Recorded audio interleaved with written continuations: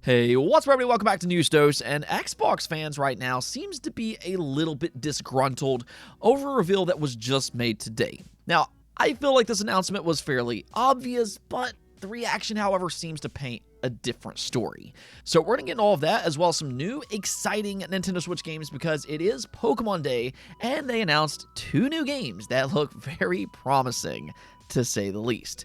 Before we get started, though, I do want to thank my supporters on Patreon and on YouTube memberships. Thank you all just so much for what you do, and you will receive this video through early access. Let's just go and get right into things, though, starting off with PlayStation VR 2. If you didn't know any better, you might not even know that this thing even exists, because outside of its launch, it's been a bit of a ghost town. Very few games, very little coverage, and very, very little excitement. It really feels like Sony read the room wrong when it comes to this device, and much like the PlayStation Vita, it feels like Sony abandoned it fairly quick after its release. But they have done a few things to make it at least a little bit more worth it. Last year, they added PSVR functionality, which honestly is probably something that it should have had on day one. But now they've also officially cut its price as well. It just received a permanent $150 price cut, bringing its total price down to $400. Now, some people still might view this as too high, which is really just more of a problem with VR technology as opposed to anything Sony is necessarily doing wrong here. VR just has a lot of hurdles to overcome to really break into the mainstream, including its price tag. But this is actually a fair price for the technology that it offers. And if you are interested in a VR headset, then maybe consider PSVR 2 with its newly implemented cheaper price tag. Now, we also got a surprise announcement today from the Metroid Dread and Castlevania Lords of Shadow studio, Mercury Steam.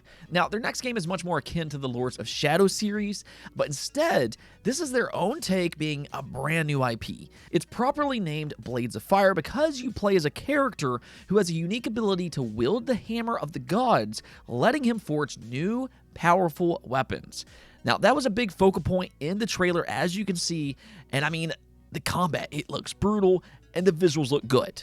Now, I've seen some people kind of compare it to Souls-likes, which I personally don't really see that in this specific trailer.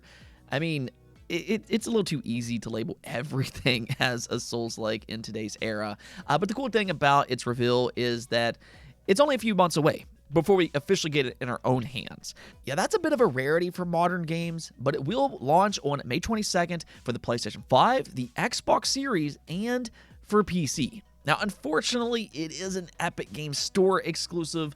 I really don't understand why companies cripple themselves by siding with Epic Games out of all storefronts. But whatever the case, hopefully Blades of Fire will play as good as it looks. Now, we also got a release window for the anticipated Gex Trilogy. I know a lot of people have a soft spot for that series. You know, it might not necessarily share the same adoration as Mario 64, Banjo-Kazooie, Crash, and Spyro, but it is still one of the more beloved platformers of the 90s, and if you're one of those fans, it's now officially slated for a summer release. Limited Run Games, being its publisher, launched a brand new trailer that reveals some of its new features, which includes native widescreen support for the second and third game, and also save states and rewind features for all 3 games. I mean, I actually do want to go back and play these games. I'm a big fan of 3D platformers, and I think it's really cool that we're seeing a lot of these modern HD ports, which also includes, Croc HD. That's also planned for 2025. And yeah, as a fan of 90s platformers, I'm absolutely all for this. Okay, so let's go and get into the big news here, and let's just start off with this Xbox announcement. Now, I honestly don't find this to be surprising, even in the slightest. But it is something that has caused a bit of a mixed reaction from Xbox fans specifically. And what I'm talking about here is Forza Horizon 5 for the PlayStation 5, or more specifically, the PlayStation 5 Pro. Xbox not only revealed its official PS5 release date today, which is April 25th for its early access, or April 29th for its standard release, but they also unveiled that it will play better on the PlayStation 5 Pro. Yes, you heard that correct. The PS5 Pro will be the definitive console version if you want those extra enhancements. That means performance mode will receive increased visual fidelity, and quality mode adds ray-traced car reflections to races and to free roam. Now, if GT7 is anything to go by, these will be great added enhancements for anybody who has a PlayStation 5 Pro. Now, personally, and I can really only speak for myself here, but I thought this was to be expected when they first announced Forza Horizon 5 for the PS5. But again, we are seeing a very different reaction online. Every thread that I've seen with this announcement, there are people who are criticizing or just kind of making fun of Xbox for making an enhanced console version for what was previously viewed as competition. But that's kind of the thing about Xbox.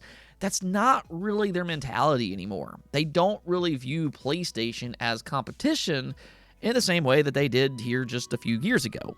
They now view themselves as the biggest publisher in the world, and they're just trying to sell their games, which means that they will take advantage of the PS5 Pro and what it has to offer.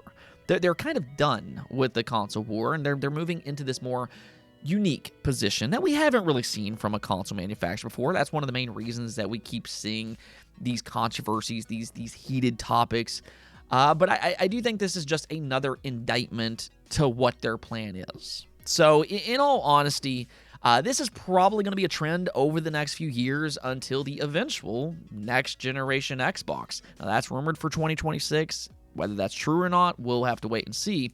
But this absolutely will not be the last PS5 Pro enhanced Xbox developed game. You know, Doom the Dark Ages and Indiana Jones are also right around the corner, and both of those very well could have Pro enhancements, which I think is the right thing for Microsoft to do. Statistically, it's not necessarily a huge market per se.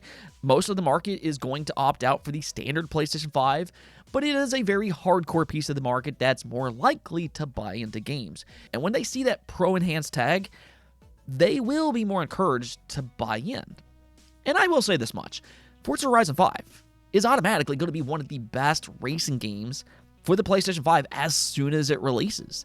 Truthfully, it's a game that fills a gap in their catalog because there's really not a racing game quite like Forza Horizon 5 on the PlayStation 5. So, I kind of understand where Xbox fans are coming from, but from a business point of view, that's the approach that Microsoft is taking here. Yeah, they should absolutely be pushing this game hard because there's a lot of potential for some big-time success. We're potentially talking about millions of more players for Forza. Racing games are very popular on PlayStation, and, that'll be great for the eventual Forza Horizon 6. Is that game going to launch on Xbox exclusively day one? Because if it is, then this is a great way for them to get PlayStation fans interested as well. You can kind of look at it that way too. I want to ask you all about this though. Just given the mixed reactions that we've seen online today, how do you feel about an Xbox developed game playing better on a PlayStation console? Do you think the outrage is merited, or do you think that people are just simply overreacting? There's no wrong answer. Just let me hear what you think in the comments below. Now, we also had a showcase today for Pokemon Presents, and I thought this was actually a very strong event for them. Now, I'm not going to include any kind of gameplay footage, and the only reason for that is because the Pokemon Company is kind of weird about their trailers when they first release them. I don't know why they are the way they are, but just to kind of play it safe, I'm going to just include pictures on screen instead. But they gave us all the expected updates. They talked about Pokemon Unite, Pokemon Masters EX, Cafe, not all that exciting, but then there were 3 announcements that were very exciting. One is for Pokemon TCG Pocket. Just as the rumors claimed, a new pack will release tomorrow on February 28th. This includes cards for Arceus, Tyranitar, Garchomp EX, and a host of others. This will once again shift the meta into a new direction, and in fact, they also revealed a ranked mode that's set to release in March. Now, that's something that I want to hear more about because that could be a meaningful change going forward. One of the more exciting announcements, though, was for Pokemon Champions, because this is a new online game that focuses on competitive play. You can actually transfer your Pokemon from Pokemon Go, Scarlet, and Violet by using Pokemon Home, and then battle online against other players. It's kind of similar to Pokemon Stadium to a degree, but with a more modern online twist. And something interesting about it is that it will be available on both mobile devices and also on the Switch family of consoles. So they're trying to make those core Pokemon battles more accessible. But that does also kind of make me wonder about how complex they're going to make the battles, in the sense that, is it going to have hidden abilities and EV stats, which is a huge thing for the core series. So we do need to hear more about that, but one thing that we do know is that it will be a pay-to-play game. So this is not going to be free, and it will require Switch Online as well. Of course, the most anticipated announcement, though, was for Pokemon Legends ZA, and yeah, I think the wait was well worth it. The visuals got a big upgrade compared to Pokemon Scarlet and Violet. I will show some comparisons, and in fact, this is the first time in a very, very long time that they showcased a mainline Pokemon game that didn't have performance issues in its trailer. So they are seemingly is the key word here, but they are seemingly taking the criticism that they got this generation about performance and visuals to heart. They even said that if we continue focusing on our mission, Pokemon can probably continue to its 50th or 100th anniversary, but if we become complacent and go with the flow, that's when Pokemon will go downhill. So it seems like they are listening to fans right now. Not only does the visuals and performance look better, but they're also trying new things, which I think is why the Legends series exists in the first place. I fully expect the core series to remain the same in how its turn-based battles work. I think that's the right thing to do, but the Legends series also being a part of the mainline franchise, but not quite the same, gives them an opportunity to try new things, and that's what we saw in this trailer. For the first time ever, they're trying a real-time action battle system, so you can move around and try to dodge incoming attacks. Now, personally, I'm a little bit skeptical about that, because if you can just simply dodge everything, that could make it too easy. So I need to see more in how this works, but there is a timer for each attack and for the Mega Evolution ability. It actually looks kind of similar to the Xenoblade series a little bit, but this is definitely a huge change and something that I know a lot of fans have requested for a very, very long time. So again, this is kind of the reason that these Legends games exist in the first place. They can try new things, and I mean, Legends EA, I think looks great overall. So it will release in late 2025. Yeah, we're going to have to wait a little bit longer. But this does kind of beg the question about if it's going to release as a cross-generation game. I mean, the visuals do look a lot better than what we've seen from Game Freak in the past. So could it be showing us gameplay for the Switch too? Who knows? But there you go.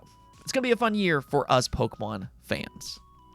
Anyways, though, that's going to be it for this episode. But until next time, make sure to subscribe, ring that bell, and peace out.